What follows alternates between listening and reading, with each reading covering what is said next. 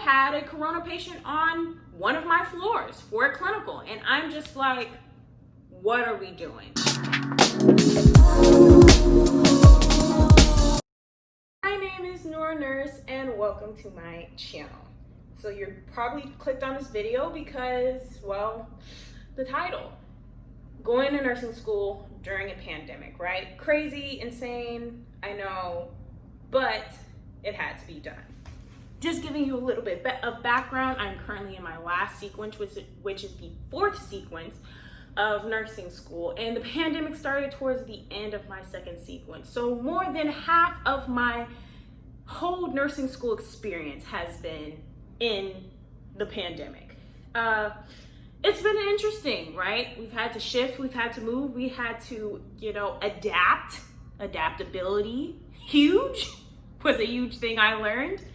And so today we're going to be going through some of my experiences and really what it is like to be in nursing school during Corona. Now, going into the 3rd sequence, it's all Zoom University, baby. Zoom University. We had a proctored examination software that we now continue to use for the rest of the program. I basically had at least something to do every day, whether it be a class or a clinical, and the clinicals were so long. Sitting up on a computer, talking with, your professors and your other classmates, and or doing, modules.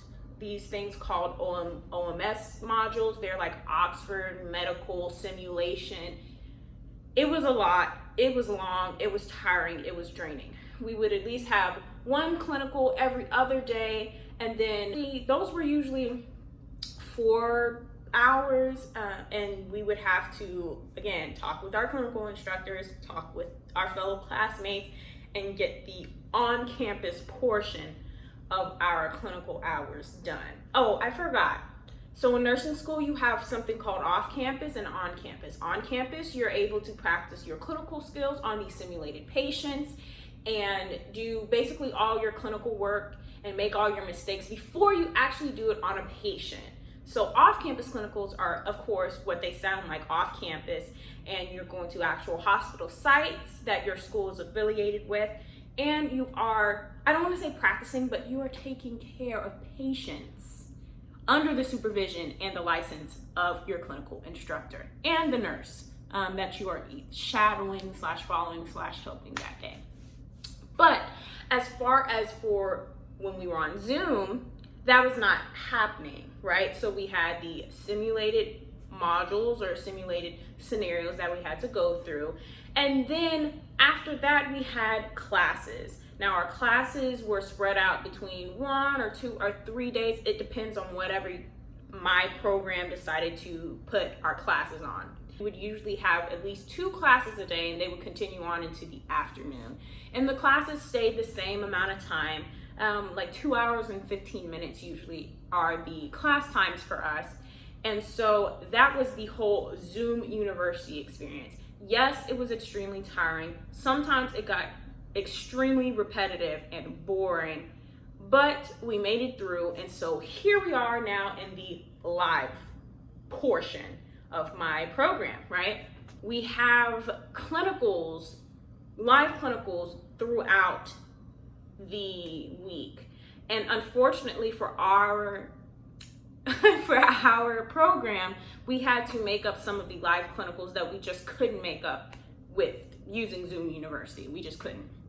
So we have kind of almost double the clinicals of what we would have had if we continued live clinicals in the summertime, right?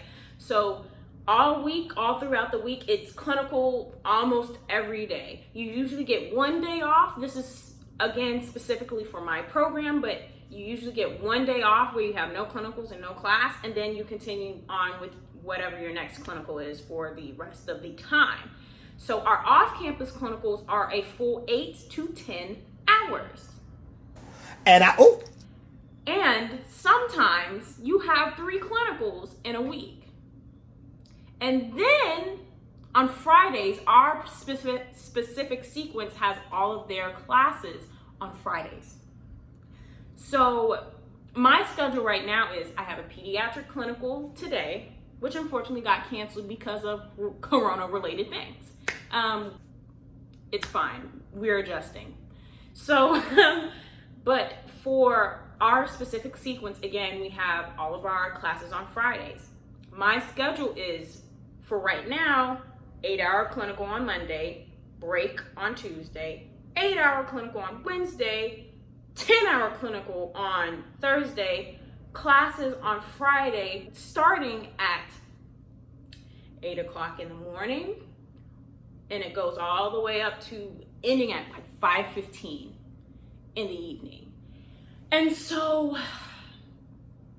it's been a struggle because our bodies are just literally not used to getting up and moving around and standing on your feet all that time, all day.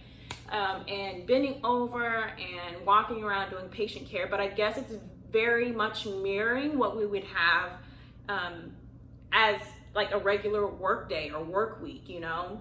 I only think the exhaustion is because of, one, we're in our last sequence. We're kind of getting senioritis. Two, we've been sitting on our behinds all summer as far as doing this clinical work, you know, nursing clinical work. We've been chilling, you know, and so it takes a little bit of time to get used to, but I think we're surviving. I know I'm surviving. I'm doing it. I'm like, here's another week down. Let's keep it moving. So literally, a regular clinical day for me will look like I'm getting up, sometimes however early I have to get up. Sometimes it's 4:45, depending on how far my clinical site is.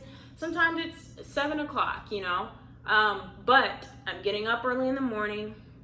I am going and grabbing some breakfast out the fridge, and then I'm running out to catch my train.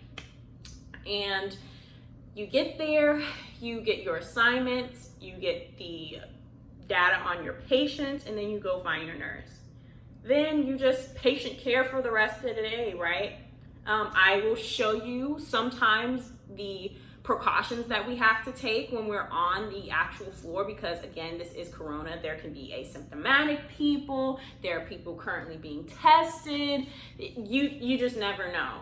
So I will insert a video clip of what our full gear basically looks like, and then I'll show you what we regularly wear, you know. Everyone should have a mask on, and even patients, but does that always happen? No, it doesn't. Patients all here coughing, and I understand you have a COPD exacerbation and you can't breathe. The mask is not the first choice that you choose to put on your face, right? When you can hardly, you're sucking in air. But again, you coughing and we're trying to like help you and you are just like, that's not okay, right? So all of us have our masks on. We're gloved up usually, you know? But it's just very interesting because they promised us that we wouldn't be handling direct corona patients yet, and still sometimes I had a corona patient on one of my floors for a clinical, and I'm just like, what are we doing? Is it nerve-wracking? Yes, completely. But at the end of the day, we're honestly getting ready to be nurses, and this is the stuff we're unfortunately going to have to deal with.